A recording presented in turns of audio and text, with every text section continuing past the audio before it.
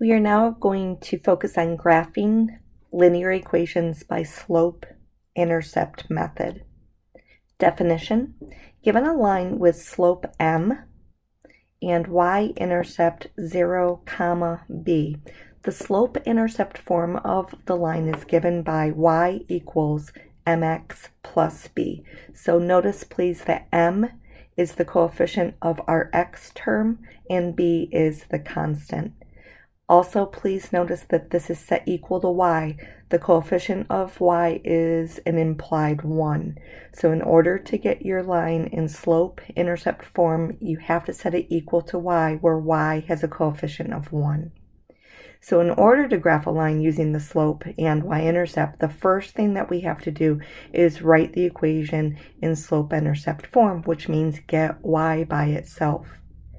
We will then determine the slope, which is the coefficient of the x term, and then we will be looking at the y-intercept, which will be the point 0b, and again, b is our constant value.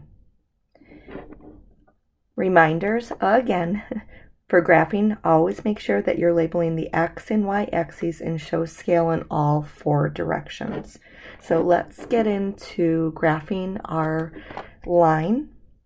So given 3x plus 4y equals 4, we're going to graph this line not by table method, which is what we've been focusing on, but by slope and y-intercept method.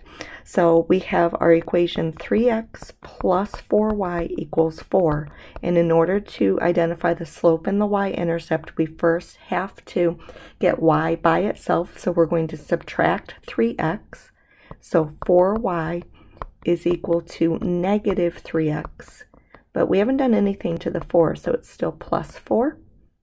And then we're going to divide everything by 4. So if I divide everything by 4, that gets our y by itself, and then it gives us a negative 3 divided by 4 times x, and then 4 divided by 4 is 1. Our coefficient of our x term is negative 3/4, and so that gives us our slope. And there's a couple ways we can process this. We can think of it as negative 3 over 4, which is going to tell us how to move from our y-intercept. So that's the next thing that I want us to do, is make sure that we identify the y-intercept. And the y-intercept is identified by recognizing that b is 1, therefore the y-intercept is 0, 1. Make sure you always write it as a point, please. Now this is literally our starting point. That's the first thing that we're going to plot. So I need to label x, I need to label y, and I'm going to label our scale in all 4 directions. So our point 0, 1 lies right here. This is our y-intercept. And now we use our slope to move. Now, because the negative is in our numerator, this says that we're going to go down 3. The denominator is positive, so remember, slope formula is change in y over change in x, so this means we're going to go to the right 4, because it is positive. So we're going to go down 3, 1, 2, 3, and to the right 4, 1, 2, 3, 4, and we have another point. Now another way we could process this is to understand that this could also be positive 3 over negative 4. Either way, this is going to give us a slope of negative 3 over 4. And notice that our slope is negative. We'll talk about that in a moment.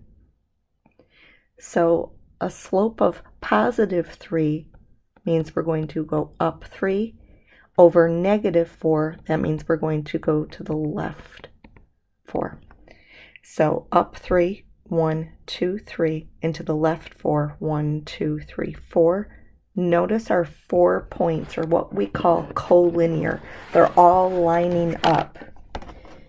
There's no jaggedness. These are all nice and straight. So I've got these 3 points.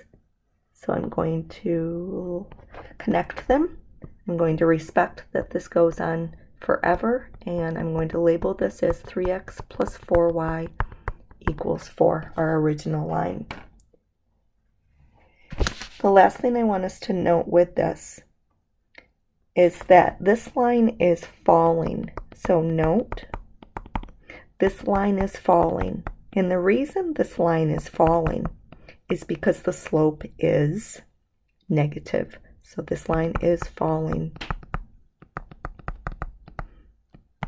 And it is because the slope is negative. So reminder. Your question? Given 3x minus y equals 5, I want you to determine the slope and the y-intercept.